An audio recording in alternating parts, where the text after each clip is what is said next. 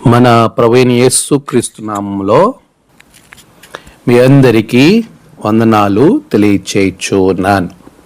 ప్రియులారా, దేవుని మహాకృపలో త్రిత్వం తర్వాతి మరొక ఆదివారము 9వ ఆదివారంలోనికి ప్రభు మనలను ప్రవేశపెట్టి ఉన్నాడు.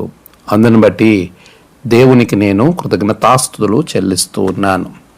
ఈ దినము కొరకు ఏర్పాటు చేయబడిన దైవలేఖన భాగములు దినవృత్తాంతములు మొదటి గ్రంథం 29వ అధ్యాయం 10 నుండి 13, తిమోతికి రాసిన 2వ పత్రిక మొదటి అధ్యాయం 3 నుండి 14, లూకాసు వార్త 2వ అధ్యాయము 32వ వచనం నుండి 48వ వచనం వరకు. ఈ 3 పాఠ్య భాగాలు ఆధారంగా మనము కొన్ని ఆధ్యాత్మిక విషయాలను నేర్చుకుందాం. ప్రభు ఇచ్చిన మంచి సమయం, అందును బట్టి దేవునికి కృతజ్ఞతాస్తుతులు చెల్లిస్తూ ఉన్నాను.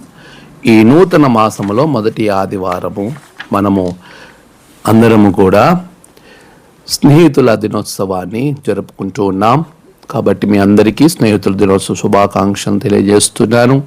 అదే రీతిగా మనకి సమీపంగా గడిచిన దినములలో జూలై 31న సువార్త దినోత్సవం జరుపుకున్నాం. ఆంధ్ర వెనుకల్ లూథరన్ సంఘ ఆవిర్భావానికి కారణమైన సువార్త దినోత్సవ శుభాకాంక్షలను కూడా మీకు నేను తెలియచేస్తున్నాను. ఈ 3 పాఠ్య భాగాలు గమనిస్తే దినవృత్తాంతాల మొదటి గ్రంథాన్ని ఎజ్రా గారు రాయటం 450-430 క్రీస్తు పూర్వం ఆ కాలంలో బబులోను చెర నుండి తిరిగి వచ్చిన యూదులకు వారి ఆధ్యాత్మికంగా వారు ఎదగాలని ఆ ఆధ్యాత్మిక స్థితిని గుర్తు చేయడం, దావీదు రాజు యాజకత్వము, లేవీల సేవ, దేవాలయం ఆరాధన ప్రాముఖ్యతలను తెలియచేయడం, దేవుని నిబంధన, విశ్వాసపూర్వకమైన జీవితాన్ని గురించి రచయితగా ఆయన రాసిన సందర్భం. దీనిలో మీరు గమనించినప్పుడు అనేకమైన విషయాలు మనము చూడగలుగుతున్నాం. తిమోతికి అపోస్తలుడైన పౌలు క్రీస్తు శకం 66-67 సంవత్సరంలో ఎఫెసీలో సేవ చేస్తున్నటువంటి యవనస్తుడైన తిమోతికి రోమ్ జైల్లో నుండి నీరో చక్రవర్తి కాలంలో ఈ పత్రికను 2వసారి తన మరణానికి ముందు రాయటం అనేది మనం గమనిస్తాం.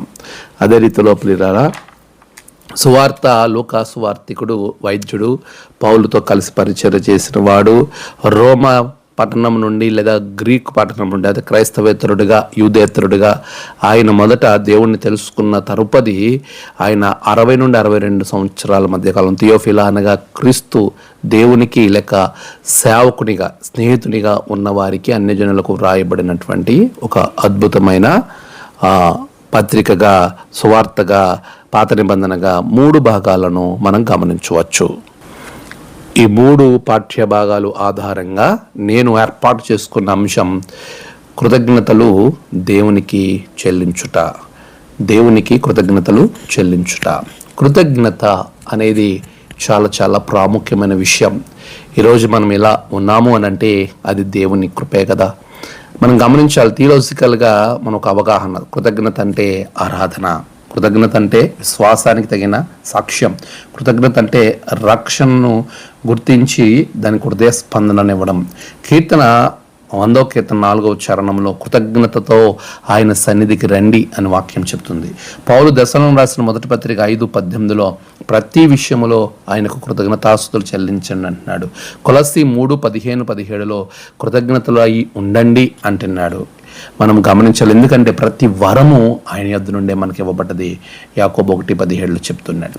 ఎలాంటి కృతజ్ఞత దేవునికి మనం చెల్లించే వారంగా ఉండాలి అని వాక్యము చెబుతూ ఉన్నది. గమనించాల్సిన విషయం ఏంటంటే ప్రభువులో మనం స్థిరపరచబడాలి, ప్రభువుని కలిగిన వారంగా మనం ఉండాలని వాక్యం మనతో మాట్లాడుతుంది.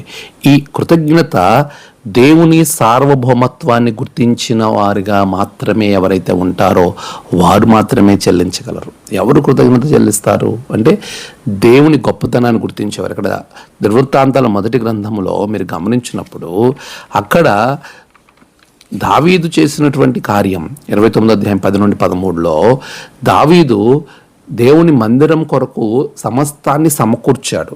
అలా సమకూర్చినప్పుడు అన్నీ సమకూర్చబడిన తర్వాత అది తన సొంత కార్యంగా ఆయన ఎంచలేదు. అది దేవుని కార్యంగా ఎంచాడు. అందుకే దేవుడు పనిని స్తుతించటం అనేది దినవృత్తాంతాల మొదటి గ్రంథం 29:11 మీరు గమనించినప్పుడు దావీదు చేసిన అద్భుతమైన కార్యం. ఈరోజు చాలామంది ఏదైనా ఒక కార్యము జరిగించినప్పుడు అది నేనే జరిగించాను అన్నట్లుగా వారు ఆలోచన చేస్తారు. చూడండి, యెహోవా భూమి ఆకాశము యందు సమస్తమును నీ వశము, మహత్యమును పరాక్రమమును ప్రభావమును తేజస్సును ఘనతయు నీకే చెందును. యెహోవా రాజ్యము నీది, నీవు అందరి మీదను నిన్ను అధిపతిగా ఇచ్చించుకొని ఉన్నావు. గమనించాలి, ఇక్కడ చాలా స్పష్టంగా దేవుడిస్తున్నటువంటి ఒక అద్భుతమైనటువంటి ఆలోచనను మీతో పంచుకోవడానికి ఇష్టపడుతున్నాడు. దేవునికే సమస్తమైనటువంటి మహిమ ఘనత ప్రభావాలు ఆరోపించాలి. మనం చాలా విషయాల్లో సక్సెస్ అవుతాం, అయితే ఆ ఘనతను మనం తీసుకునే వారంగా మనం ఉండకూడదు. దావీదు అదే చేశాడు. ఇక్కడ దేవాలయానికి కావలసిన సమకూర్చబడినప్పుడు ఆయన చేసిన కార్యములను బట్టి ఆయనను హెచ్చించుకోలేదు, కానీ దేవుడిని హెచ్చించాడు. దేవునికి కృతజ్ఞతాస్తుతులు చెల్లించినటువంటి పరిస్థితిని మనం ఇక్కడ గమనిస్తూ ఉన్నాం. ప్రియమైనటువంటి విశ్వాసులారా, మరి మనము దేవునికి ఏ విధంగా కృతజ్ఞతాస్తుతులు చెల్లిస్తున్నాం? రాజైన దావీదు కూడా బహుగా సంతోషపడి సమాజము పూర్ణంగా ఉండగా యెహోవాకి ఇట్లు స్తోత్రములు చెల్లించెను. దినవృత్తాంతాల మొదటి గ్రంథం 29:10. మనము అదే విషయాలను క్రిందకి మీరు చదివితే 13లో, మా దేవా మేము నీకు కృతజ్ఞతాస్తుతులు చెల్లించుచున్నాము. మరి దేవునికి మనము కృతజ్ఞతాస్తుతులు చెల్లించాలి. మనం చేసిన కార్యములను బట్టి మనము గర్వించకూడదు, కానీ మన ద్వారా ఆయన జరిగించాడని ఆయనకు మనం కృతజ్ఞతాస్తుతులు చెల్లించేవారు ఉండాలి. దావీదు అదే చేశాడు. మరి ఈరోజు క్రీస్తు దేవుని యొక్క సార్వభౌమాధికారాన్ని మనం గుర్తించి నిజమైనటువంటి కృతజ్ఞతలు చెల్లించే వారంగా మనం ఉండాలి. అలా గుర్తించువారు మాత్రమే దేవునికి కృతజ్ఞతలు చెల్లిస్తారు. కీర్తన 24:1 మనం గమనించినప్పుడు అక్కడ వాక్య భాగంలో ప్రభువు మాట్లాడుతున్నటువంటి మాటలను మనం గమనించవచ్చు. ప్రియులారా, భూమియు దాని సంపూర్ణతయు లోకమును దాని నివాసులను యెహోవాయే. అదే వాక్యము, gratitude begins where pride ends. మనం ఎప్పుడైతే మన గర్వాన్ని వదులుకుంటామో, ఆ గర్వాన్ని వదిలిన దేవుని కార్యాన్ని మనం చూస్తామో, అప్పుడు మనం ఎంత పెద్ద కార్యాన్ని జరిగించినా దేవుని మాత్రమే స్తుతిస్తాం, దేవునికి కృతజ్ఞతలు చెల్లిస్తాం. అలాంటి మనస్సు మన కార్యములలో మనము కలిగి ఉండాలి. అప్పుడు ఎప్పుడు అది వస్తుంది? దేవునికి మనం ఆ స్థితిలో కృతజ్ఞతలు ఎప్పుడు చెల్లిస్తామంటే ఆయన సార్వభౌమాధికారాన్ని గుర్తించినప్పుడు. పిల్లల రెండవదిగా మనం గమనించాలి, శ్రమలలో మనం దేవునికి కృతజ్ఞతలు చెల్లించాలి. మొదటిగా మనం ఏమి చేసినా కూడా ఆ కార్యమును బట్టి దేవునికి కృతజ్ఞతలు చెల్లించాలి, మనకు కాదు ఆ ఘనత చెందాల్సింది. రెండవదిగా శ్రమలలో దేవునికి కృతజ్ఞతాస్తుతులు చెల్లించాలి. ప్రియమైనటువంటి విశ్వాసులారా, శ్రమ అనేది చాలా భయంకరమైనటువంటిది. యోబుని మీరు గమనిస్తే దేవుని వలన మనం మేలు మాత్రమే అనుభవించతగుదమా, కీడును తగమా అని చెబుతూ యెహోవా ఇచ్చాను, యెహోవా తీసుకుని పోయాను, ఆయనకే సమస్త మహిమ కలుగునుగా, ఆయన నామం స్తుతింపబడునుగా కానీ ప్రభువుని స్తుతించాడు. యోబు గ్రంథములో మనం గమనిస్తాం. అదే విధిగా భక్తుడు అంటున్నాడు, శోధింపబడిన మీదట నేను సువర్ణమై మారెదను అని ప్రభు వాక్యము ద్వారా మాట్లాడుతున్నాడు. ఇదిగో మనం శోధింపబడిన మీదట సువర్ణంగా మారుతాం. మీరు నానా విధమైన శ్రమల గుండా వెళ్తున్నప్పుడు ఆ శ్రమలను మహాదానందంగా ఎంచుకోండి. యాకోబు పత్రిక 1వ అధ్యాయంలో మనం గమనిస్తాం. ప్రియులారా, మన జీవితంలో శ్రమ ఆశీర్వాదానికి కారణం అనే విషయాన్ని మనం మర్చిపోకూడదు. శ్రమలో మనం ఆనందించాలి.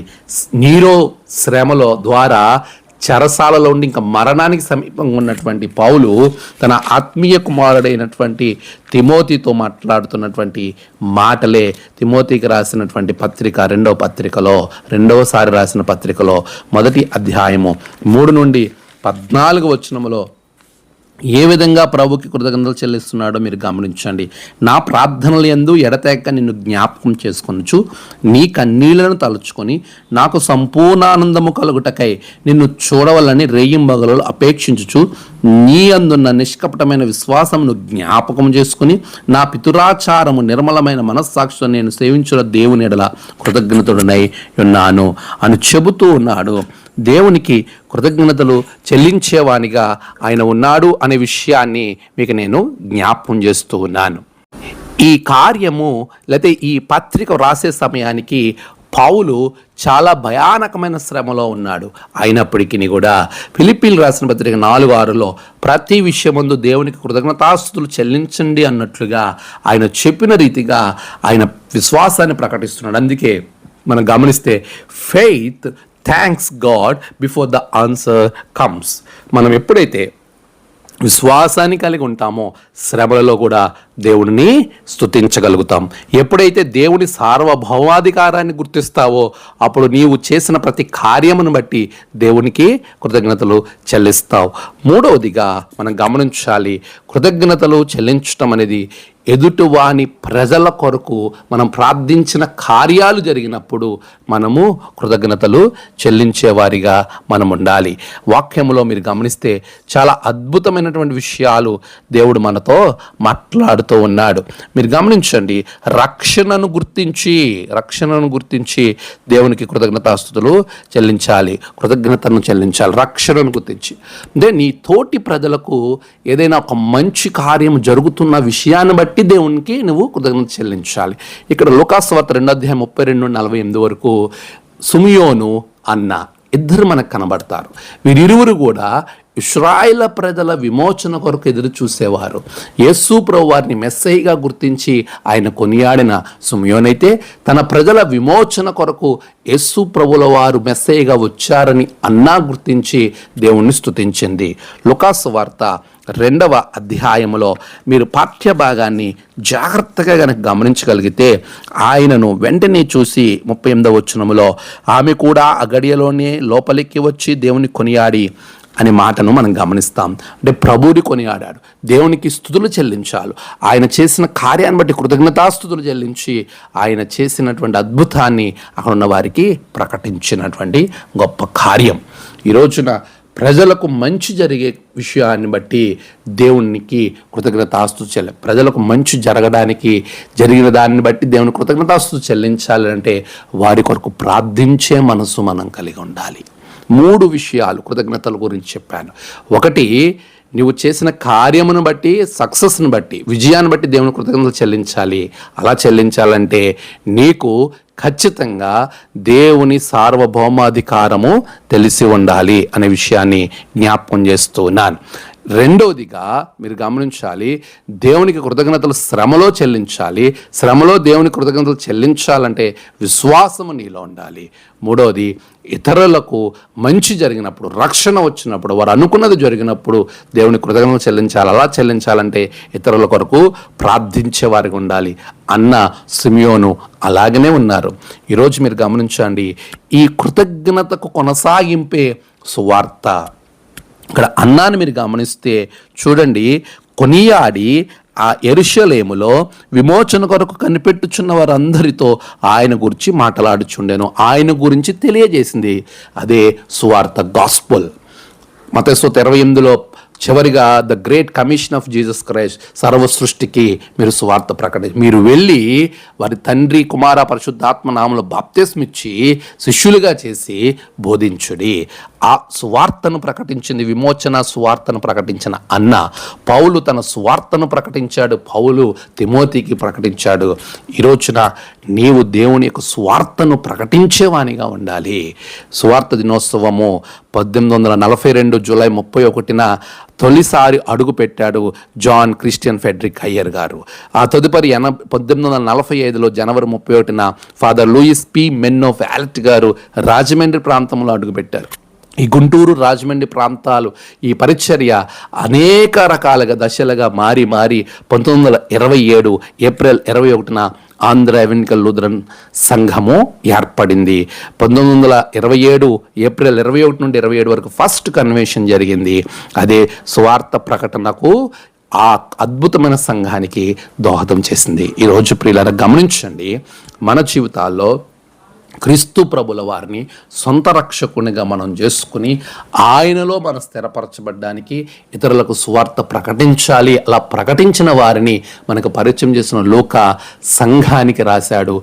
ఏ సంఘం అంటే థియోఫిలా, అనగా దేవుని స్నేహితుడా. మనం దేవుని స్నేహితులుగా మారం. ఈ స్నేహితుని దినోత్సవం రోజునాడు దేవుని స్నేహితునిగా ఆయన మనకిచ్చిన బాధ్యతలను ఇతరులకు మనం ప్రకటించాలి. స్నేహితుల దినోత్సవము అనగా స్నేహితులుగా మిమ్మల్ని పిలుచుచున్నాను అని దేవుడు మనకిచ్చిన ఈ బాధ్యతను మనం ఇతరులకు స్వార్థను ప్రకటిద్దాం. ప్రభు సాక్షిగా మనం ఉందాం. అన్ని విషయాలలో దేవుని కృతజ్ఞత చెల్లిద్దాం. ప్రాముఖ్యంగా మనం గమనించాల్సింది మనకు జరిగిన విజయాలను బట్టి దేవునికి కృతజ్ఞత చెల్లించాలి. అలా చెల్లించాలంటే దేవుని సార్వభౌమాధికారాన్ని గుర్తించాలి. శ్రమలో దేవునికి కృతజ్ఞత చెల్లించాలి. అలా చెల్లించాలంటే విశ్వాసము మనం కలిగి ఉండాలి. ఇతరులకు జరిగిన విజయాలను బట్టి, వారికి వచ్చే రక్షణను బట్టి దేవుని కృతజ్ఞతలు చెల్లించాలి. అలా చెల్లించాలంటే వారి కొరకు ప్రార్థించే వారికి ఉండాలి. సువార్త కొనసాగింపే మన జీవితంలో సాక్ష్య జీవితము మనం కలిగి ఈ ఏక కృతజ్ఞత కొనసాగింపుగా సువార్తను ప్రకటించాలి. ఆ సువార్త ప్రకటించడమే క్రీస్తు సాక్ష్యము అనే విషయాన్ని మీకు ప్రచురం చేస్తున్నాను. అట్టి క్రీస్తు సాక్షులుగా దేవుడు మిమ్మల్ని దీవించును గాక. ఆమెన్. ప్రార్థన. సర్వోన్నతుడా, గొప్ప దేవ, ఆశ్చర్యకరుడా, నీ బిడ్డలను దీవించండి నాయన, ఆశీర్వదించండి.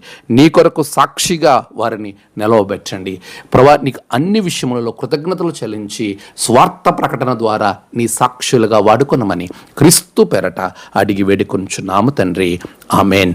తండ్రి, కుమార, పరిశుద్ధాత్మ త్రియేక దేవుని ఆశీర్వాదం మీకు తోడుగా ఉండి నడిపించునుగాక. ఆమెన్.